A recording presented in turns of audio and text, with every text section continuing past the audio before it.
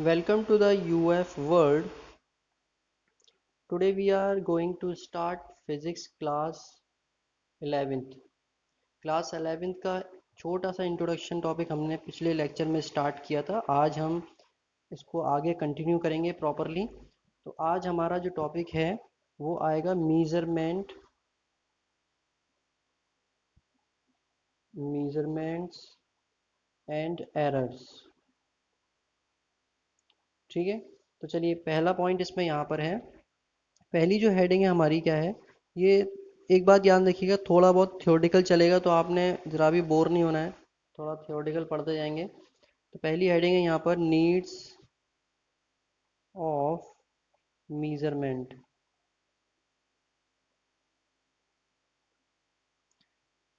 हमें मीज़रमेंट करने की ज़रूरत क्यों होती है? तो ये सब हम जानते हैं कि जब भी कोई मशीन बनाते हैं, कोई भी इंजीनियरिंग फिनोमेना होता है, तो वहाँ पर किसी भी क्वांटिटी को प्रॉपरली मीज़र करना पड़ता है ताकि सारा डाटा एक्यूरेट आए। जैसे कि आपको ये पेन दिख रहा होगा, इसका एक मीज़रमेंट है प्रॉपर कि इसकी जो लेंथ है वो कुछ फिक्स है, डिसाइडेड है। तो ये जो एक मेजरमेंट चलता है, वेट है, किसी ऑब्जेक्ट का वेट डिसाइडेड करना पड़ता है। तो इन ये क्या होता है, एक के ऊपर एक डिपेंड होती हैं चीज़ें, इसलिए हमें ये बहुत इंपॉर्टेंट होता है कि किसी भी डायमेंशन को मेज़र करना प्रॉपरली।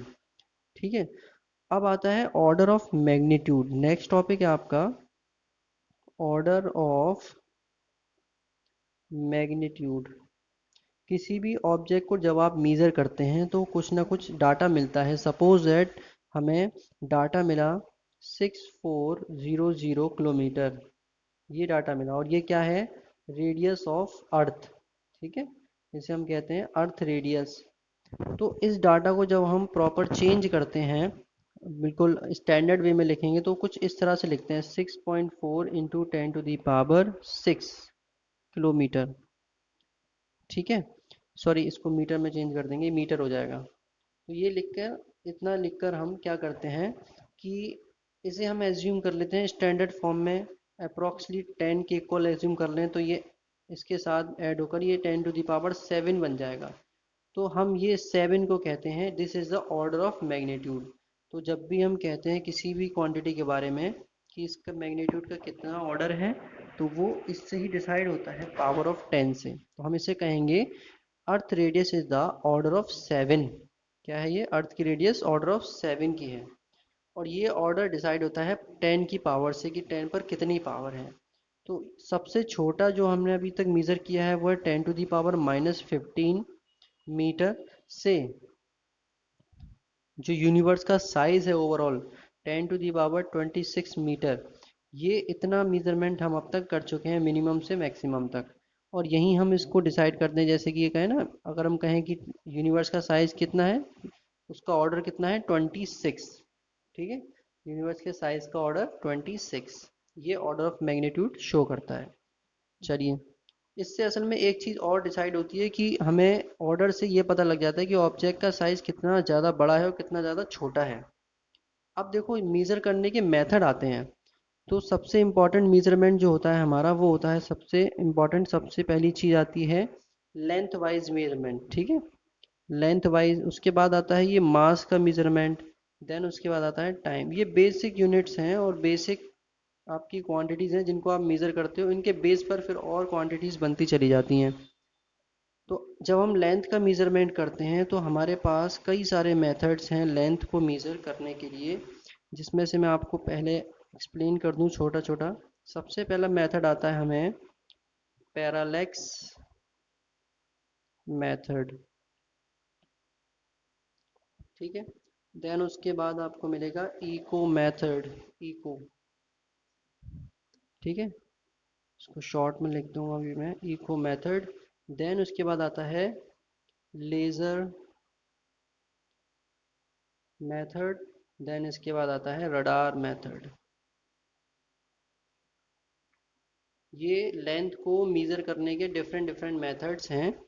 तो अगर हम बात करें इम्पॉर्टेंट मेथड्स की, तो सबसे ज़्यादा पैरालेक्स मेथड यूज़ होता है। देन उसके बाद ये रडार है, फिर इको मेथड है। ठीक है, फिर लास्ट में लेज़र आता है। देखिए, अगर हम छोटा छोटा इंट्रो कराएं तो पैरालेक्स की बात करें,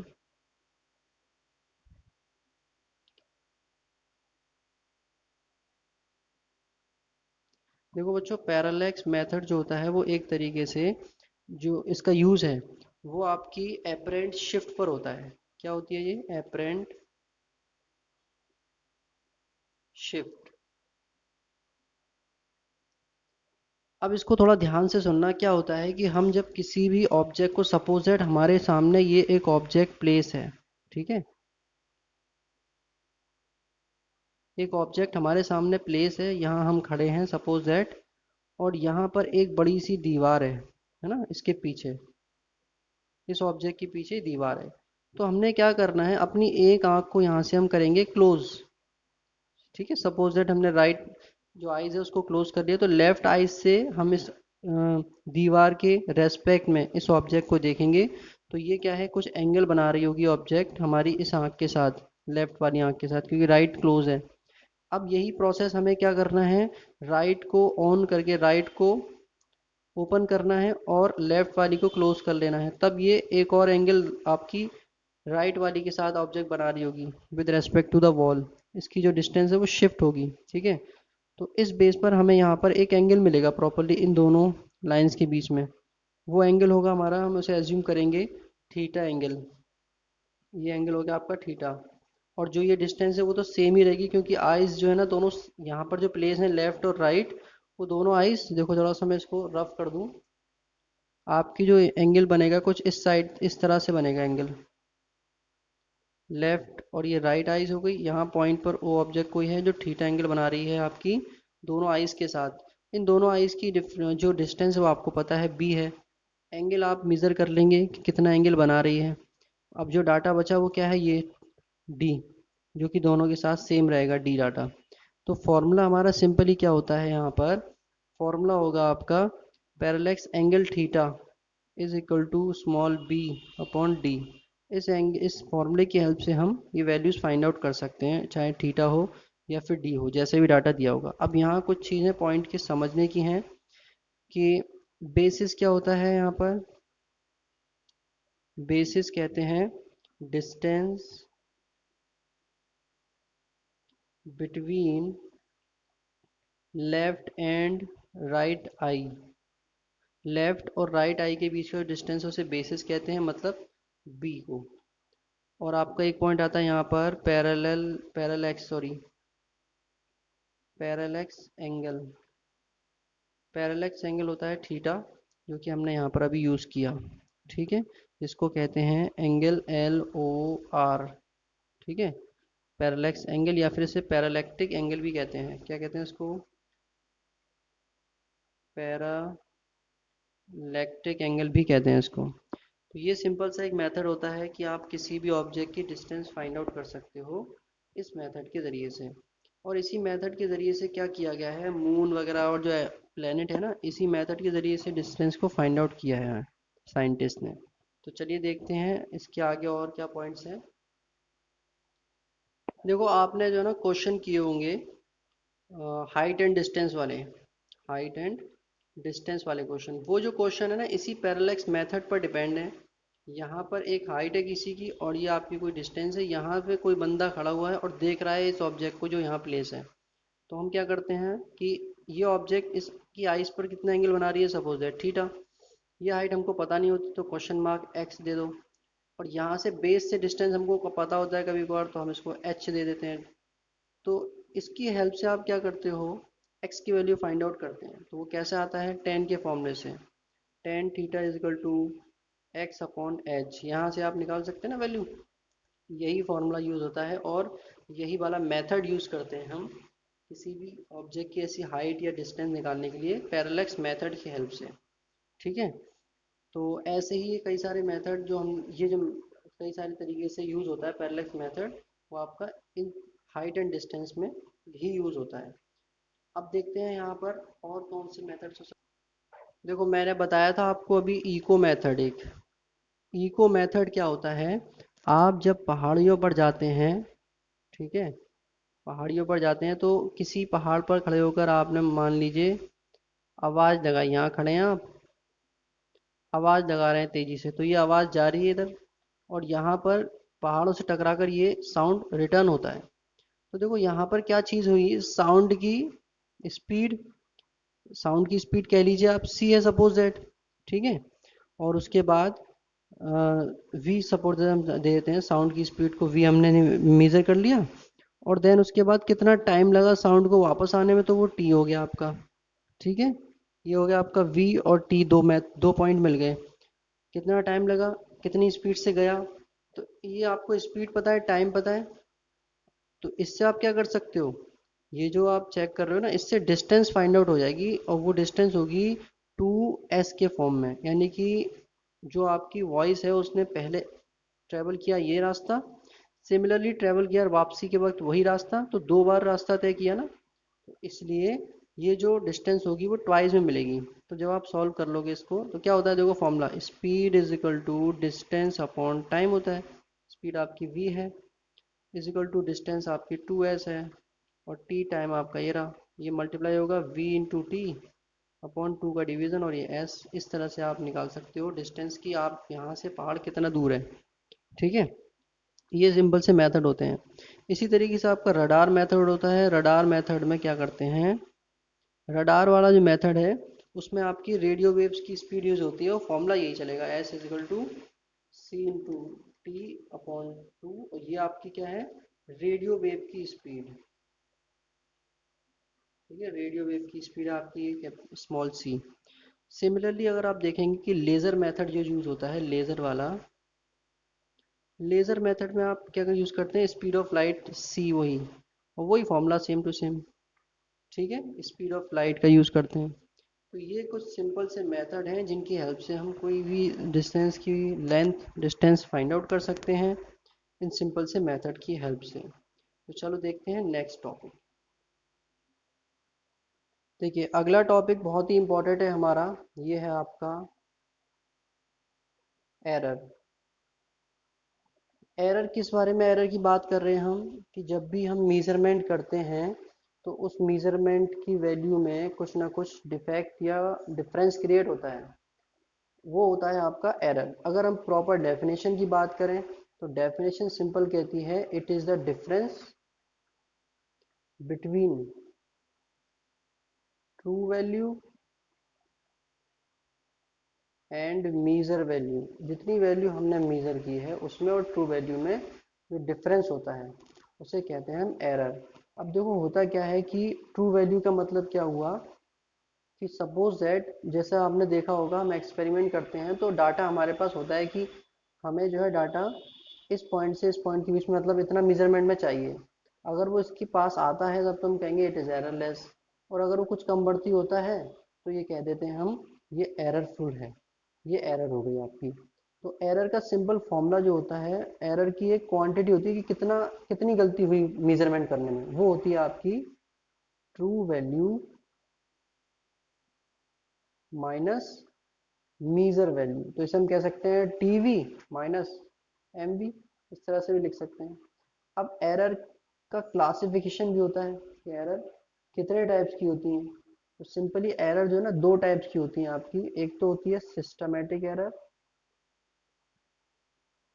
एक तो सिस्टमेटिक और एक आपकी रैंडम। अब इनके भी कुछ पार्ट्स होंगे वो अभी डिस्कस करेंगे, एक तो सिस्टमेटिक और एक रैंडम एरर, ठीक है।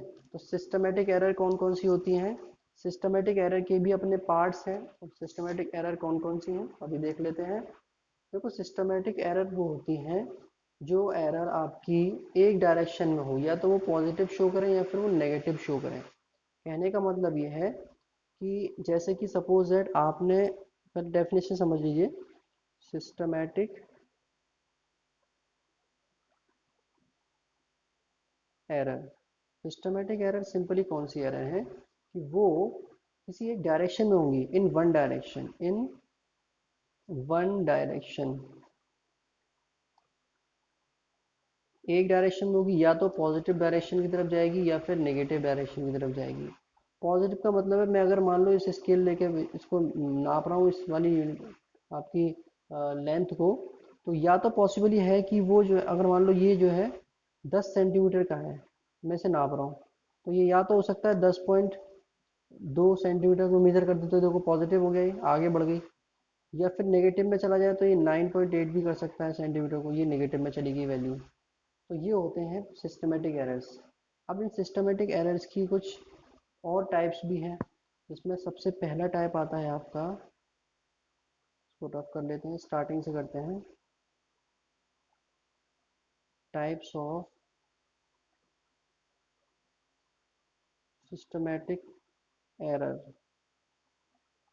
इसमें पहला टाइप आता है आपका इंस्ट्रूमेंटल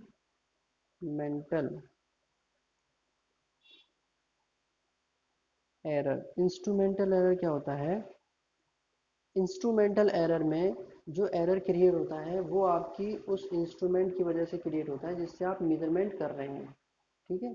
और ये इंस्ट्रूमेंट में किस तरह से डिफेक्ट आ सकता है कि सपोज दैट आपने कोई वर्नियर कैलिपर यूज़ किया, उसके मेजरमेंट में कुछ डिफेक्ट है पहले से मैन्युफैक्चरिंग का, तो वहाँ प्रॉब्लम हो गई। आपने कोई स्केल यूज़ किया, स्केल में यहाँ पर कुछ कट वट लगा हुआ है, तो वहाँ से मेजरमेंट प्रॉपरली नहीं दिख रहा। मतलब इंस्ट्रूमेंट जिससे आप मेजर कर रहे हो उसमें अगर डिफेक्ट हो कोई, तो उस डिफेक्ट की वजह से मेजरमेंट इफेक्टेड होगा। दूसरा पॉइंट आता है आपका इम्परफेक्शन इन एक्सपेरिमेंटल टेक्निक और procedure. Imperfection in experimental technique. जो भी टेक्निक या प्रोसीजर आप यूज़ कर रहे हैं उसमें आपका कुछ इशू है, या आपको कुछ पता नहीं है उसके बारे में, या उसकी कोई लिमिटेशन है। जैसे कि मान लीजिए आपने जो है ना ह्यूमन बॉडी का टेम्परेचर चेक कर रहे हैं आप, ठीक है। आप ह्यूमन बॉडी का टेम्परेचर चेक कर रहे हैं, और जो आपका वो है थर्मामीटर, वो 37 डिग्री सेल्सियस के ऊपर आपको मेजरमेंट नहीं देगा। तो यहाँ तक अगर टेम्परेचर होता है तब तो वो बता देगा करेक्टली। लेकिन अब आपने प्रोसीजर जो फॉलो करना था वो ये कि आप प्रॉपर थर्मोमीटर लेते जो और आगे बात करता और आगे आपको वो देता मेजरमेंट, लेकिन ये यहीं तक दे सकता है, तो ये हुआ आपका एरर, ठीक है। ऐसे ही आता है आपका third point, personal error. Personal error कहता है error rise due to inexperience of observer. यानी कि जो ऑब्जर्वर जो खुद चेक कर रहा है उसको खुद नहीं पता कि मैंने क्या चेक किया है, या फिर वो डिजिट को प्रॉपर नोट नहीं कर पा रहा है। बंदा जो है एक्सपीरियंस नहीं है, समझ में नहीं है उसके आ रही, आपने दे दिया उसको वर्नियर कैलिपर, वर्नियर कैलिपर को इस्तेमाल करना ही नहीं आता, तो यहाँ प्रॉब्लम हो जाएगी। तो ये होगी पर्सनल एरर, खुद जो ऑब्जर्वर है उसकी वजह से क्रिएट हो रही है ये एरर। फोर्थ पॉइंट आता है आपका due to external causes. Error due to external causes. जो एरर एक्सटर्नल कॉज की वजह से आती हैं उन एरर को कहते हैं error due to external causes. कुछ भी एक्सटर्नल कॉज हो सकती है, जैसे कि मान लो आप जो है ना टेम्परेचर में चेंज हो गया है एक्सटर्नली, आपने जो है मान लीजिए किसी बॉडी को टेम्परेचर को चेंज कर चेक कर रहे हो, और आफ्टर बाहर का टेम्परेचर चेंज हो गया तो वहाँ की वजह से इश्यू हो जाता है। बाहर का कोई इफेक्ट पड़ता है अगर, तब ये आपका एरर कंसीडर किया जाता है। अब बात करते हैं रैंडम एरर की। ये सिस्टमेटिक के टाइप कंप्लीट हो गए। अब बात करते हैं रैंडम एरर। रैंडम एरर क्या होता है? Error which occur irregularly and at a random in magnitude and direction are called random. तो किसी एक फिक्स डायरेक्शन में आए और इरेगुलर ही आए, ठीक है। किसी एक फिक्स डायरेक्शन में हो और इरेगुलर हो, अचानक से आए रैंडम मैग्नीट्यूड में, ठीक है। तो जैसे कि सपोजर हो सकता है कि when the person repeat the observation might get different reading every time. मान लीजिए ये आपका एक पेंडुलम है जो यहाँ पर इस तरह से बाइंड अप है, और ये यहाँ जाता है और फिर यहाँ से लौट के यहाँ तक आता है। ये चेक करना है आपको। ये घड़ी होती है, टाइम वॉच, इस टाइम वॉच से चेक करना है कि ये यहाँ से जाके वापस अपनी पोजीशन में कितनी देर में लौटता है। तो यहाँ पर आपको चेक करने में जो एरर क्रिएट होगा हर बार जो ऑब्जर्वेशन करेंगे, उस एरर को हम कहेंगे रैंडम एरर, ठीक है। ये सिंपल सी चीज़ है। अब एक बहुत ही इंपॉर्टेंट टॉपिक आ रहा है जो आपको हमेशा याद रखना है, लीस्ट काउंट।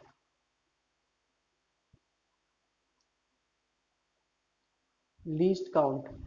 लीस्ट काउंट क्या होता है, प्रॉपर डेफिनेशन में बताऊं आपको। Smallest value that can be measured by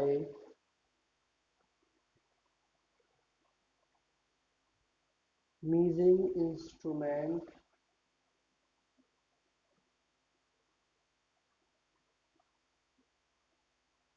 is called least count। क्या होता है सिंपली, जिस इंस्ट्रूमेंट से आप किसी का मेजरमेंट कर रहे हैं तो उस वो कितनी छोटी से छोटी वैल्यू को मेजर कर सकता है, जो छोटी छोटी वैल्यू जो इंस्ट्रूमेंट मेजर कर सके उसे हम कहते हैं उसका लीस्ट काउंट। अब इस लीस्ट काउंट के नाम से एक एरर आती है, उस एरर को हम कहते हैं लीस्ट काउंट एरर, जो कि इंस्ट्रूमेंट के अंदर जो आपको डिफ़ॉल्ट हो जाए उस पर डिपेंड करती है, उसकी वजह से होती है। ठीक है, तो ये क्या है, लीस्ट काउंट एरर क्या हो गया कि जो आपका इंस्ट्रूमेंट है वो अपना लीस्ट काउंट में कोई एरर क्रिएट कर दे। उसका जो लीस्ट काउंट था मान लीजिए 0.1 mm था मान लीजिए, और वो लीस्ट काउंट उसका घटकर और ज़्यादा हो जाए, और बढ़ गया, और छोटा होना था और कम हो गया, तो ये हो गया इसका खुद का एरर। ठीक है, इंस्ट्रूमेंट का। और ये एरर क्योंकि लीस्ट काउंट में आया है, इसीलिए हम इसको लीस्ट काउंट एरर भी बोलते हैं। ठीक है, अब कुछ एरर के इस टाइप के टाइप आएंगे जो रिलेटेड होंगे आपकी कैलकुलेशन से, तो अच्छे से इसको समझना है। देखते हैं वो कौन से टाइप्स हैं। देखिए, ये बहुत ही इंपॉर्टेंट टाइप्स हैं एरर के, और इनको सेपरेट ही रखना हम प्रेफर करते हैं। तो पहला ये टाइप है वो है आपका absolute error.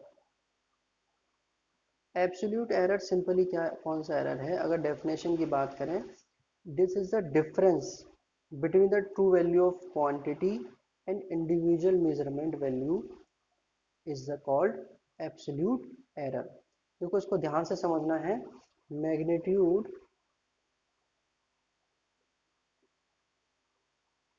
Of difference between true value of quantity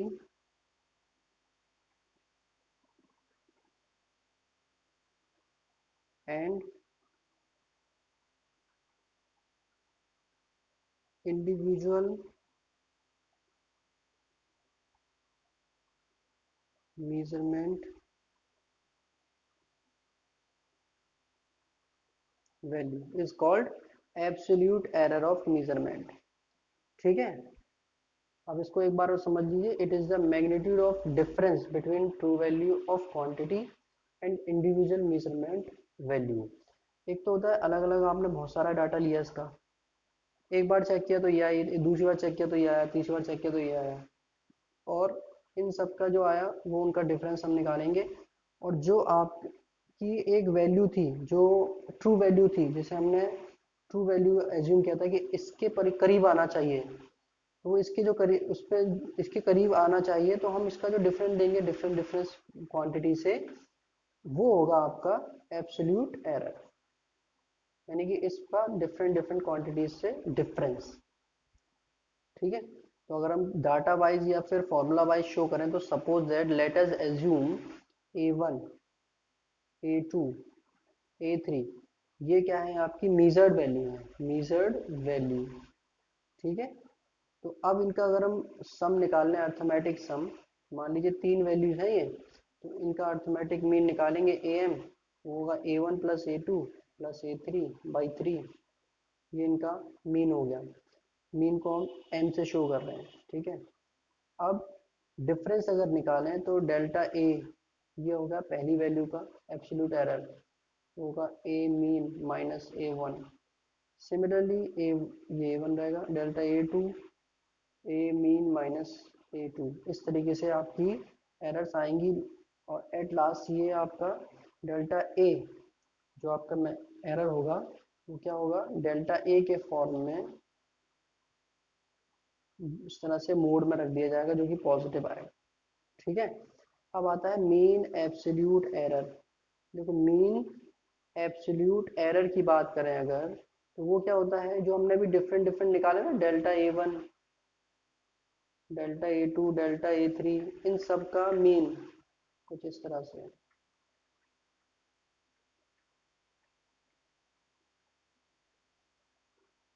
ये कुछ इस तरह से होता है सिंपल। ठीक है, आप उसको डिवाइड करोगे, ये आपकी वैल्यू आएगी, ये होगा आपका ए, डेल्टा ए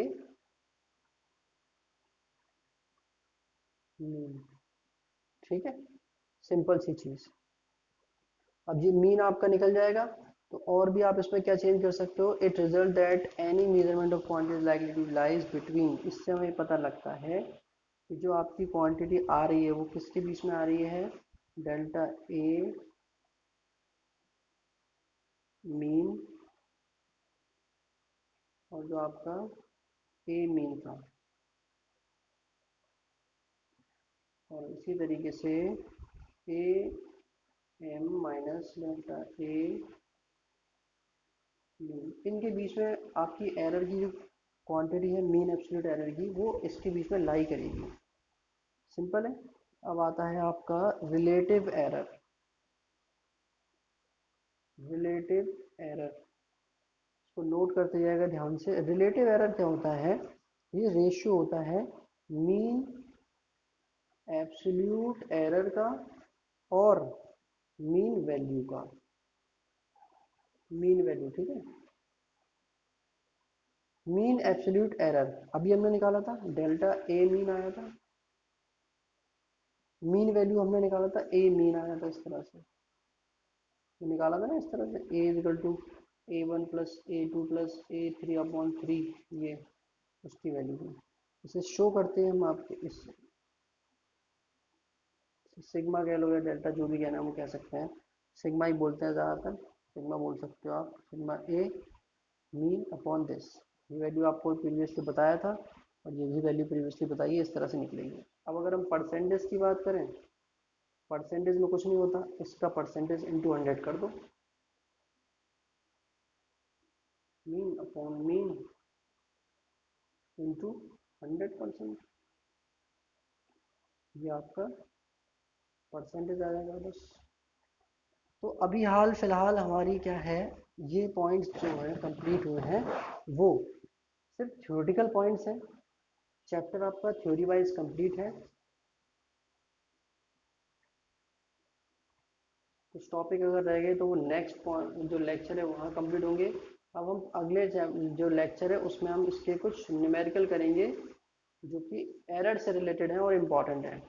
ठीक है, न्यूमेरिकल को डिस्कस कर लेंगे और एक आध पॉइंट और रह जाएंगे, उसके बाद हम इसको फिनिश अप कर लेंगे। तो चलिए मिलते हैं नेक्स्ट लेक्चर में। Stay home, stay safe, have a nice day.